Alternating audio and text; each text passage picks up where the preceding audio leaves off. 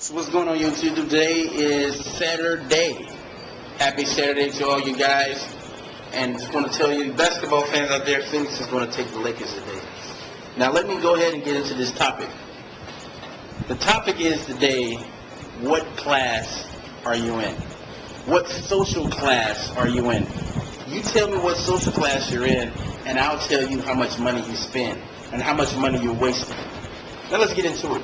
I'm going to start this topic off with a story. True story. The other day, I was walking in the city here in Managua, Nicaragua, with one of the gentlemen who makes about $150 a month. So we passed by this vendor that's outside selling the food, and the food looks great, right? And I'm like, wow. I turned to him and said, man, we should eat there for lunch. And he's like, there? Man, there's rats. He said, the poor people eat there. I would never touch that place. Now, correct me if I'm wrong, but $150 a month, that doesn't sound rich to me. That doesn't sound middle class to me. How can a guy that makes $150 a month, how can he be choicy? But it doesn't stop there. So later on that day, one of the guys that I do business with, he has a store where he sells colognes. And I'm just picking up the colognes and smelling them and like, this is nice. Wow, this is really nice. How much is it? I was thinking it was about $30, $40. They said $3. I was like, what? $3? I'll take it. The guy looks at me again, same guy. That cologne is cheap. I would never wear this cologne. $150 a month. Don't wear $3 cologne.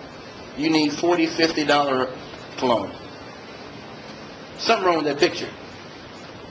There are some people in America right now who make $30,000 a year and they drive a Mercedes-Benz.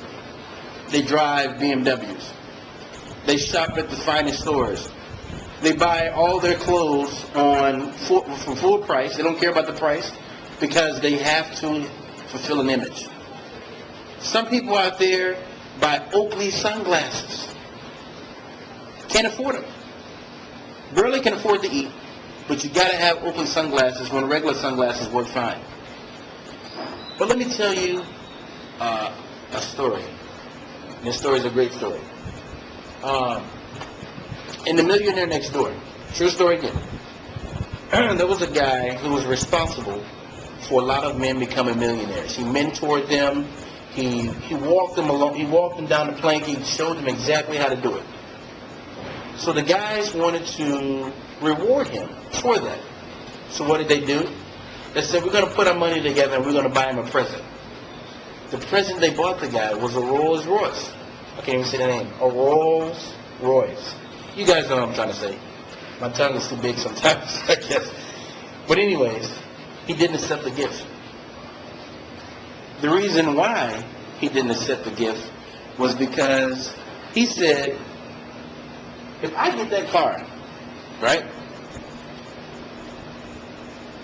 when I get my fish, because he likes to fish, when I have fish and I want to take my fish from the lake and throw them in the back of the back seat of the car, I can't throw them in the back seat of a Rolls Royce.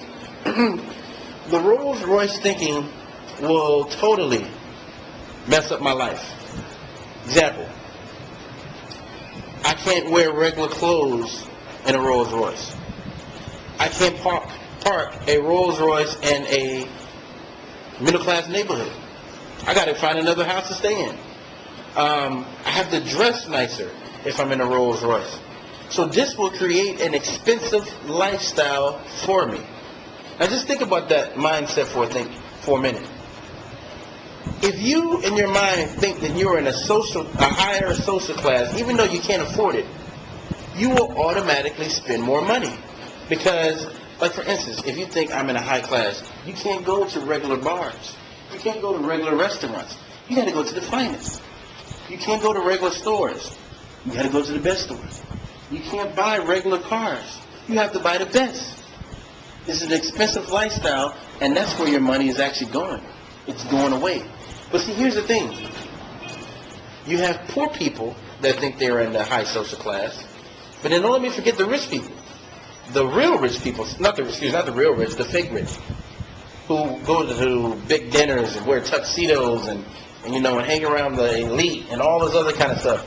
And I just can't remember. I remember listening to the story of Kenny Anderson. The guy made $60 million in the NBA, and he had to start all over again. That was considered rich, $60 million. But then when it just leaves your hands, and they say, well, how did you lose this money? Partying, expensive gifts. I mean, the list just goes on and on and on. So even though people that can afford to be in that class, and the only reason they can afford it is because at that time they're making a lot of money. But they won't continue to make that money.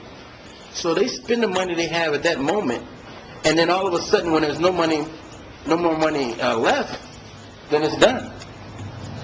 Hola. and it's done. So that's my question for you guys. Which social class are you in? Because the social class you're in may be draining your pocketbooks. It may be taking the money that you're having and you're wondering why you don't have money left. Just think about that for a second. You be the judge, answer the question. So let me just sum up basically what I'm saying is this, guys. Okay? Poor people who wish they want to be rich or wealthy but don't want to do the work, they're the ones that go out and buy the cars and they want to pretend to everybody else they're wealthy. When they go out, they just want to make sure that they got the best on, whatever, to pretend again also to everyone else that I'm doing great. Well, really, in fact, isn't that kind of a sad life?